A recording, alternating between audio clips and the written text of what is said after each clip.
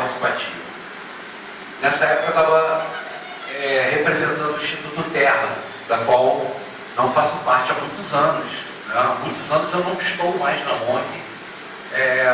Não me considero esse ambientalista que o vereador falou. Eu não sou um ambientalista. Eu sou uma pessoa voltada ao desenvolvimento sustentável,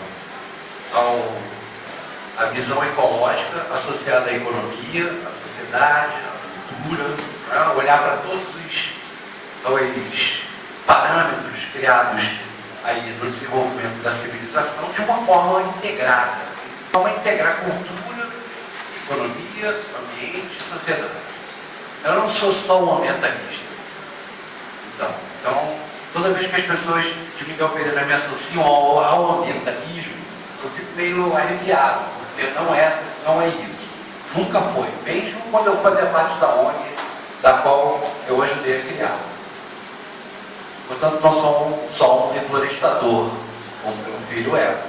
Todo mundo conhece o trabalho dele, está reflorestando a Serra, está reflorestando Veracruz, e está voltado para isso. Eu estou voltado para o desenvolvimento de Miguel Pereira. Mas um desenvolvimento que seja considerado dentro dele o desenvolvimento econômico, o ambiente onde a gente vive e a cultura que a gente vive, que a gente acaba esquecendo a questão cultural.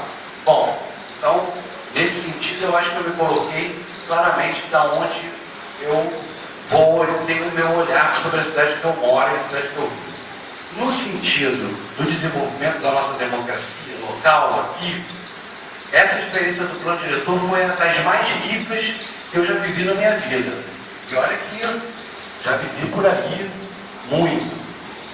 E ela foi de uma riqueza tal que a gente, infelizmente, não conseguiu fazer com que ele fosse um plano diretor totalmente participativo, porque naquela época a gente estava engatinhando na participação social.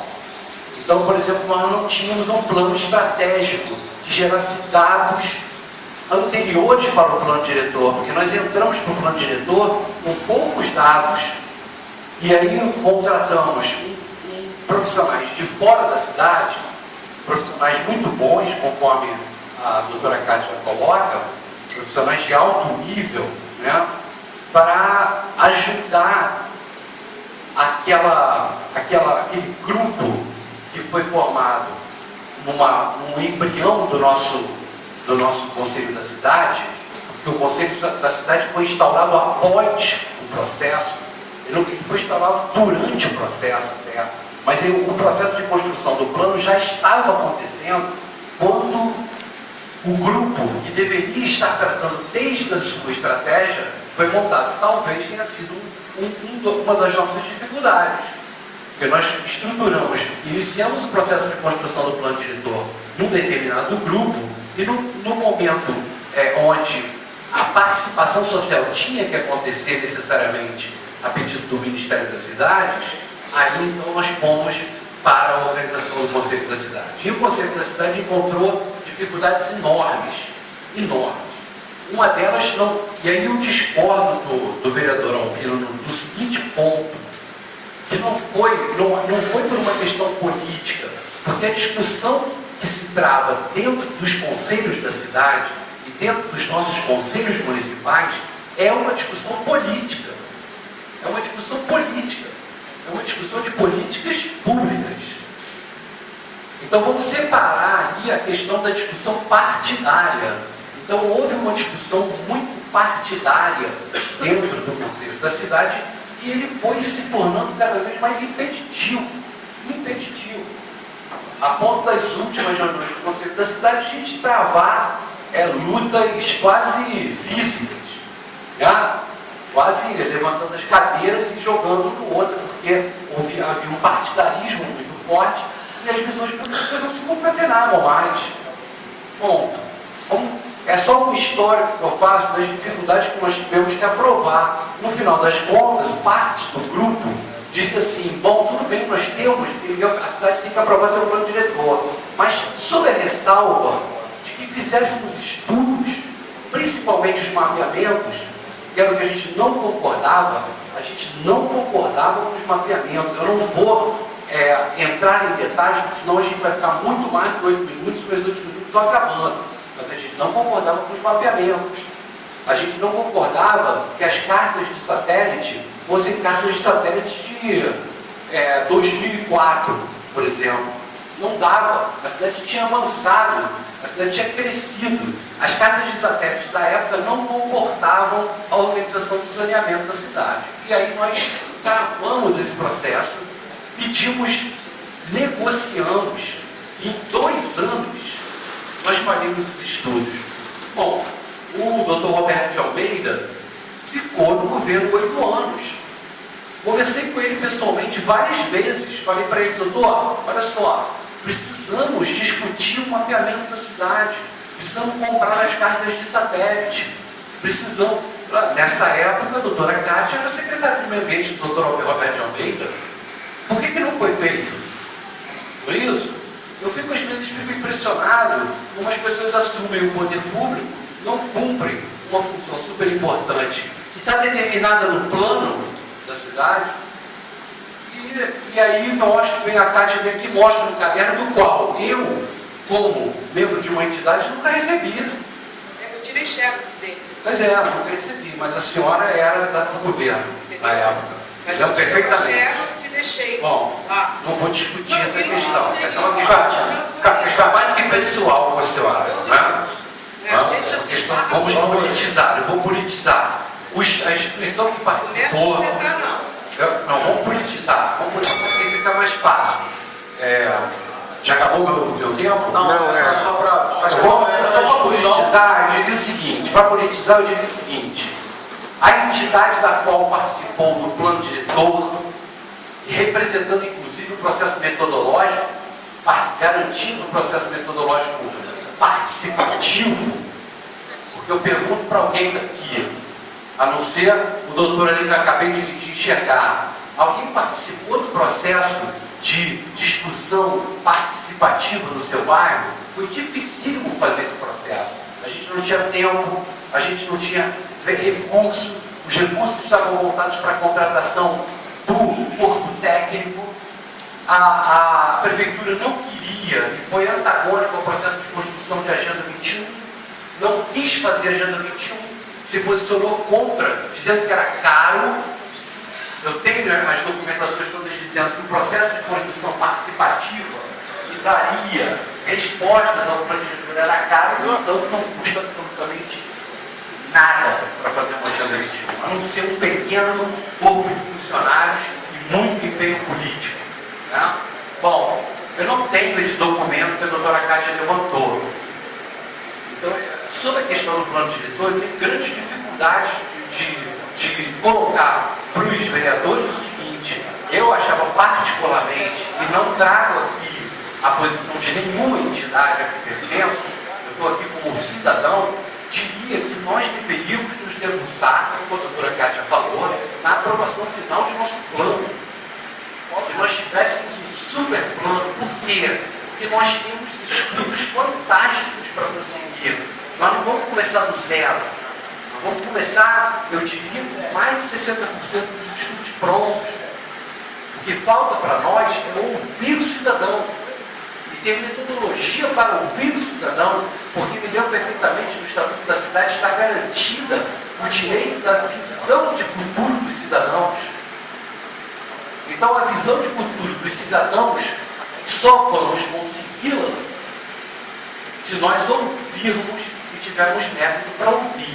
Então, eu acredito plenamente que nós deveríamos voltar atrás e tratarmos de um plano estratégico participativo, de uma agenda 21 local que gerasse dados para o conselho da cidade, para os conselheiros poderem decidir sobre o que fazer para a aprovação final desse nosso plano. Então, essa é uma pergunta, inclusive, essa é uma defesa que tenho feito a determinados vereadores próximos dessa missão, para que a gente constitua e também a membros do Executivo, para que a gente inicie esse processo. Porque se nós não fizermos isso, nós vamos ficar batendo em teclas que não vão soar como músicas, vão soar como anti-músicas. né, para a nossa cidade, que é o que nós estamos vendo. Nós estamos vendo aí uma dificuldade enorme no executivo, porque o executivo não tem instrumentos de planejamento. Então ele aponta e atira. Na hora que ele aponta e atira, como ele não tem planejamento, muito menos participativo, ele não consegue andar. Bom, quanto a este, só para encerrar, vereador, quanto a este documento, eu tive, eu peguei o documento hoje, eu achei o documento interessante, achei interessante, porque eu tenho certeza absoluta que vai passar pela Câmara, gente. Nós não temos alternativa quanto a isso. Eu dizer assim, sou o contrário. Tudo bem, eu acho que o perfil de Miguel Pereira, aí eu acho, é uma questão pessoal, o perfil de Miguel Pereira é diferente. Eu sonharia de estar morando numa cidade que fosse comercialmente viável para os terrenos do vereador e para os negócios do vereador, com outro formato, que não fosse vertical. Mas concordo também que a verticalidade pode ser impeditiva à ocupação das encostas, das áreas de proteção permanente. Então, eu estou aqui no processo de negociação. Achei que essa negociação aqui já achei interessante, já traz algum conteúdo na questão do reuso da água. Tá? Concordo com a Cátia que estão com um problema jurídico que vocês vão ter que resolver quando a questão do plano diretor não está aprovado, e os incisos aqui do plano estão sendo mencionados na lei, não sei como é que isso se dá juridicamente. E acho que concordo que a Câmara deveria iniciar não acho que nessas ruas aqui vai mudar tanto o perfil se a gente trabalhar as fachadas e trabalhar o relatório de impacto de vizinhança de forma estruturada junto com o executivo. Eu acho que a gente vai andar. Eu queria depois discutir com tudo, mas é uma coisa que a gente vai discutir pessoalmente, é uma questão de progresso e desenvolvimento sustentável. Né? Porque às vezes a gente progride e não desenvolve. Né? Isso não vai dar tempo de discutir, mas eu fico de uma certa forma satisfeito com o que está sendo colocado, né? Mas solicito à casa que se debruce sobre o plano diretor. E aí acabam todas essas pendências aí, não? Vereadora, só porque tem uma sequência aqui.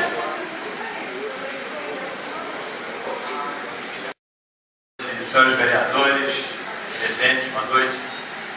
Eu me chamo Paulo Bonide, moro na cidade, participei do governo anterior, sou economista, trabalho com projetos, enfim.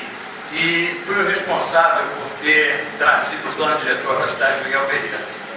Na oportunidade, em 2005, existe o Estatuto das Cidades, em que determinava que até uma data específica, as cidades com mais de 20 mil habitantes teriam que formar fazer o seu plano diretor.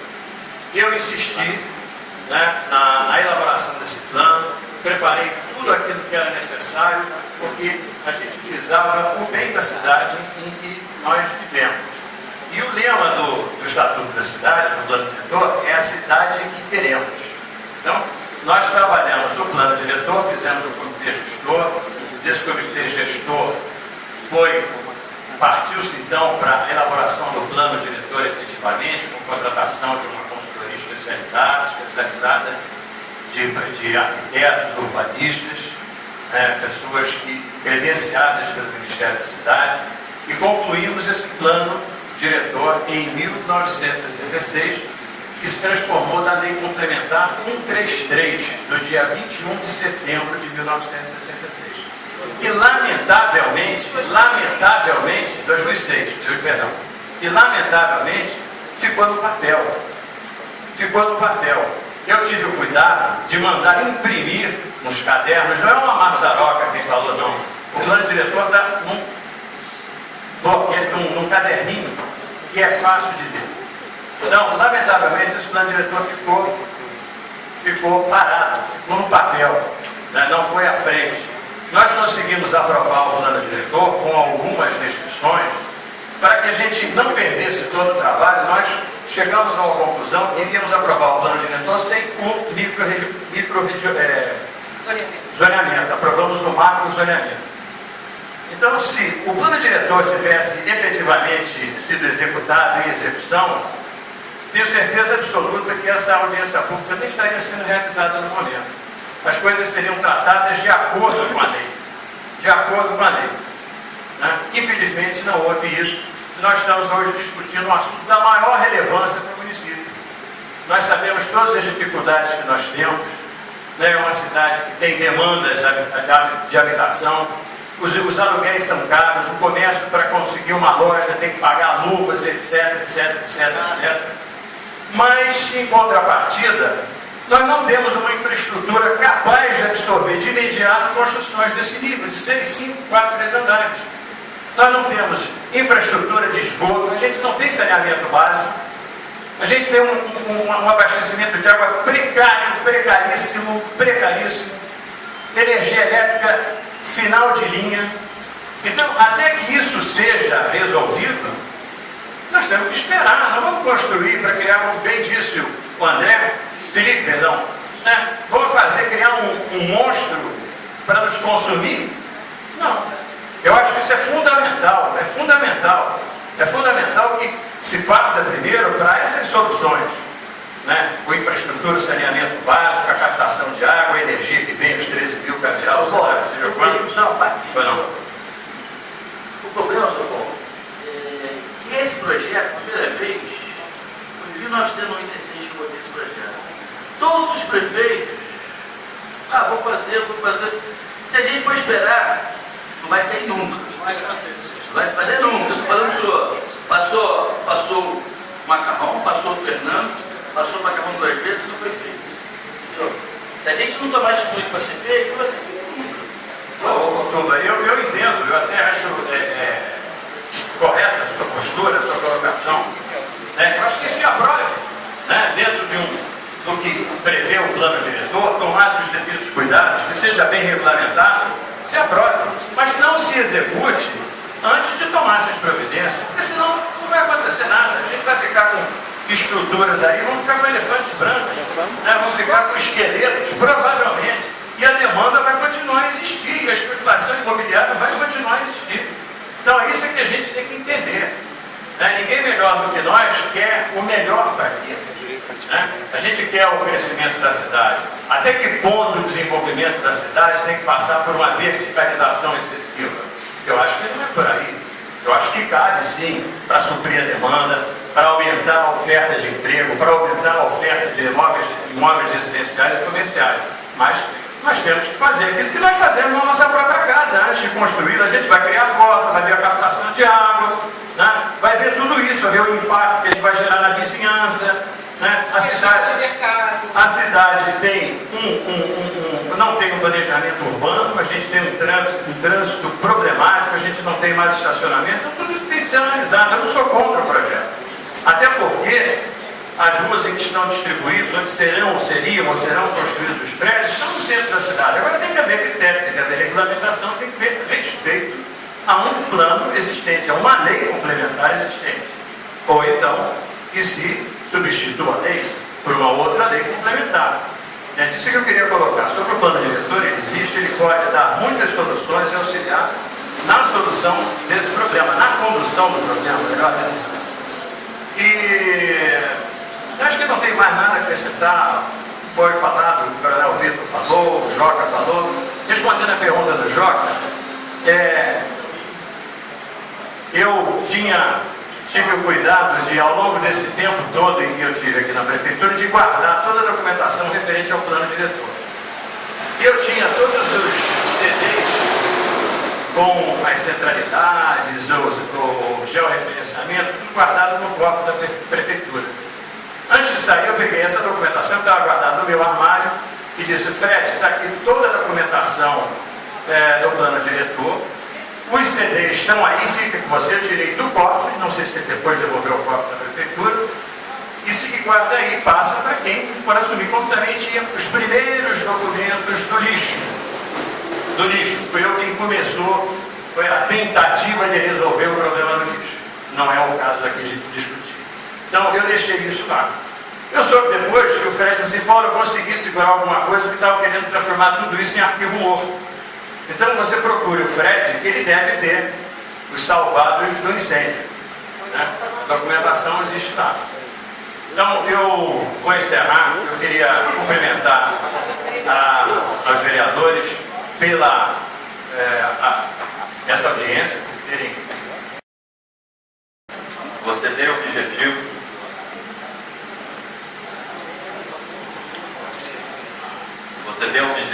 né, ouvir todos aqui, falando cada um defendendo o seu interesse. Eu sou comerciante na cidade, nascido, criado aqui, tenho material de condição, né? E fiz alguns investimentos, estou fazendo alguns investimentos na cidade, né? Até de cidade. Mas hoje eu não quero falar aos vereadores, principalmente, sobre o meu trabalho, né? Eu estou com a minha vida meio que definida. Agora, eu vim aqui em nome de construtores, pedreiros, serventes, pessoas humildes, né? Cujo qual vocês tiveram o prazer de conhecer, né? Porque na época da campanha, todos os bairros foram visitados, né? E aqui vocês tiveram pessoas, né, com suas famílias, que tiveram essa oportunidade de estar presente, de estar junto com essas pessoas que necessitam da construção civil ter um crescimento na cidade. Necessita, porque muitos estão deixando seus familiares hoje aqui em Miguel Pereira, estão tendo que trabalhar no Rio de Janeiro, entendeu? Para poder defender o seu povo cada dia, porque em Miguel Pereira não se constrói. As construções, a grande maioria delas que existe hoje na cidade, são irregulares. E muitas das vezes a culpa é da prefeitura, porque projetos demoram, não sei na atual gestão. Não estou aqui defendendo um governo, não estou aqui acusando o governo, estou dizendo a realidade. O que nós precisamos verdadeiramente é olhar para essas pessoas que necessitam desse trabalho na cidade. Existe aqui investidores, pessoas que querem investir, agora não tem condições de se investir, dar 500 mil reais, 600 mil, até R$1 milhão no terreno para se construir 3 andares. E um andar é estacionamento. Eu seria totalmente contra o projeto se não tivesse no mínimo uma vaga de garagem, para cada unidade que for construída, seja sala comercial ou seja residencial. Agora, eu quero dizer a todos o seguinte: nós estamos esperando, como o Turma falou, que as coisas se resolvam, que o plano diretor aconteça, e nada acontece, e o povo sofre com isso. Quem está sofrendo é o povo. Eu não estou falando aqui de mim, não. Eu sou um investidor, quando eu chego em Três Rios, eu converso com meus amigos, eu fiz um investimento, não em Miguel Pereira, mas em Partido Alferes, né, que eu não achei o terreno adequado aqui, até por questões de preço. A verdade é essa, né? Eu tenho uma empresa que eu presto serviço. Então, o que acontece? Eu montei em Partido Alferes e estou tido entre os meus amigos que mexem com concreto como louco, porque a cidade não comporta. Eu poderia ter feito esse mesmo investimento que fiz no Rio de Janeiro. E eu optei por fazer aqui porque sou nascido, criado e amo e gosto dessa cidade. Agora, quero sim um crescimento ordenado? Com toda certeza. Eu quero que o meu filho possa andar na rua de Miguel Pereira com toda tranquilidade. Agora, não vai ser mais 2 andares, ou que fosse 3 andares, que ia alterar essa cidade da forma que está sendo dito. Porque Petrópolis, Itaipava, se vocês não sabem, não tem mais para onde crescer. E o braço de crescimento é Partido Alferes e Miguel Pereira. E isso eu sei disso há mais de 10 anos. Foi feita uma reunião no Rio de Janeiro e foi dito assim: Itaipava tem um crescimento de 10 anos, isso desde o ano passado. E queiram ou não queiram, isso vai chegar em Miguel Pereira. Agora, parte de muitos que estão aqui, não sei se mudou, o Zé Carlos está aqui, não sei se mudou isso. Se eu quisesse hoje, eu acredito que não mudou, se eu quisesse hoje construir uma residência de 3 andares, eu não poderia construir Miguel Pereira. Porque é 7,5 metros o gabarito. Isso eu estou falando, não estou falando centro não, estou falando no bairro. Então, o que pode ser construído em Miguel Pereira são coisas irregulares. Porque as regulares que estão sendo discutidas aqui, muitas pessoas são contra, porque muitas das vezes não está tendo que deixar sua família aqui e ter que trabalhar no Rio de Janeiro para poder defender o pão de cada dia. Porque aqui não tem geração de emprego. Porque toda vez que se fala de trazer uma indústria para essa cidade, tem um problema ambiental. Ah, não pode por causa disso, não pode por causa daquilo. E a verdade tem que ser dita. Todas as cidades ao nosso entorno estão crescendo e nós ficamos. E isso não é da agora, não. Isso é depois da era Collor. Houve, Miguel Pereira caiu o seu padrão de construção há 15 anos atrás, quando começaram a fazer construções menores em Miguel Pereira. Eu falei assim, olha, isso aí é um tiro do pé. E viraram para mim e falaram assim, você não está satisfeito pelo material que vende? Eu falei assim, eu não, mas eu gosto da minha cidade. A cidade tinha um padrão. Gente, tem pessoas que construíram nessa cidade, que gastaram 300, 400 mil reais para construir uma casa, depois venderam por 150 mil reais. O que nós estamos falando aqui é dinheiro. Qualquer pessoa que vem para morar numa cidade como Miguel Pereira, ou qualquer outra cidade, primeira coisa que você quer saber, se no mínimo, você vai conseguir retirar o investimento que fez. Eu estou falando em lucro, porque ninguém constrói uma casa para morar e quer obter lucro nessa casa. Ele quer ter paz e tranquilidade. Ele fez escolha, ele tem a sua opção de poder vir. Agora, ninguém é louco de fazer um investimento e depois, se um dia quiser sair, precisar vender, no mínimo, ele quer recuperar o dinheiro que ele aprendeu. E se nós continuarmos da forma que está, esse crescimento não vai acontecer. Agora, eu quero que vocês me ajudem a lembrar, que talvez eu esteja errado, talvez eu esteja errado, que quando foi aberta aquela rua, que hoje é uma obrigatória a todos passarem em frente ao fórum, na época não houve audiência pública, se eu não me engano. E deu uma briga danada quando abriu aquela rua ali, que foi no governo do Fernando Pontes. O Fernando, foi no governo do Fernando. E na época o Fernando Pontes, eu não estou aqui defendendo o governo não, e na época o Fernando Pontes teve que ficar uns dias sem sair na rua, porque brigaram tanto com ele por ter feito aquilo ali. E hoje, quando eu chego, muitas pessoas da cidade, e quando eu chego em Partido Oferta, todo mundo fala assim, olha, Miguel Pereira cresceu. Por quê? Porque tiveram coragem de abrir aquela rua. Agora, saibam vocês que isso tudo que você está fazendo aqui vai acontecer em Partido Oferta. Aqui eu não sei. Agora, empatia, eu estou te dizendo que eu sei que vai. Porque já vieram a mim, já tem vereadores, o senhor sabe muito bem disso, que querem pegar e vão levar isso para lá. E o que vai acontecer é o seguinte, muitos investidores, como o meu amigo está ali, se não puderem investir aqui, vai investir lá. É só isso que eu queria dizer. Não, eu creio, eu acredito nisso. Porque, olha, a maioria é a favor.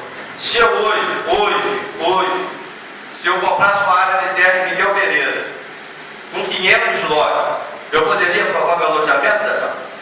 Se tiver dentro de condições, uma área de terra, se fizer 500 lotes, eu não posso aprovar? Pode. Naturalmente. Então, e como é que vai ficar a questão da luz, da água e do esgoto? Qual é a questão? Lá eu posso. Por que aqui não fica diferente? O cano que vai para lá é diferente do que tem aqui? Você falou do loteamento. É obrigatório o loteador dar toda a infraestrutura do seu loteamento.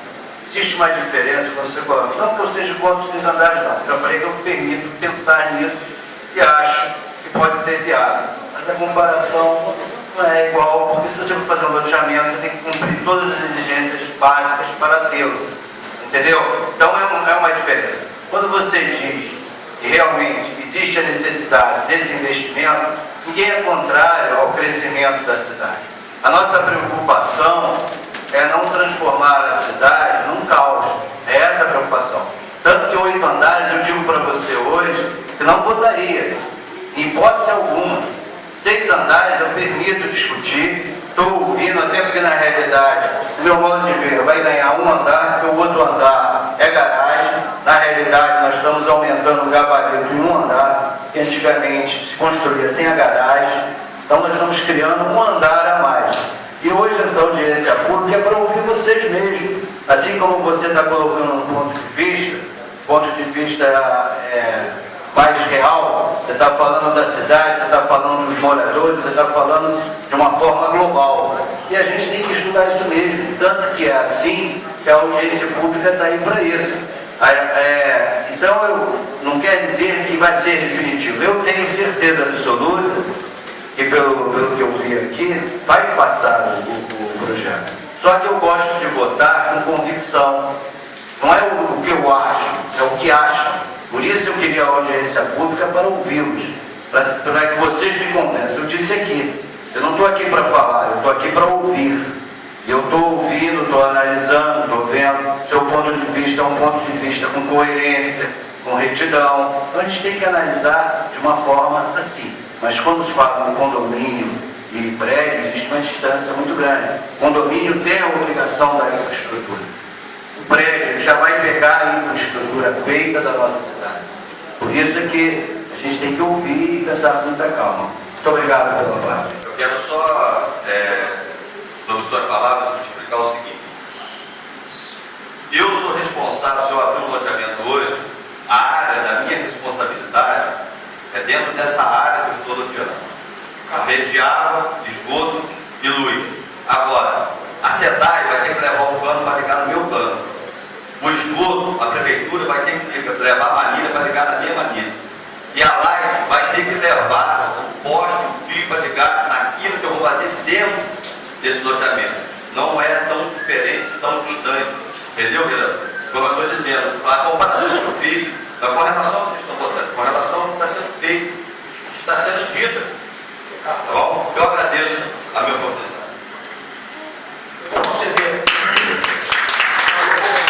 Exatamente, eu quero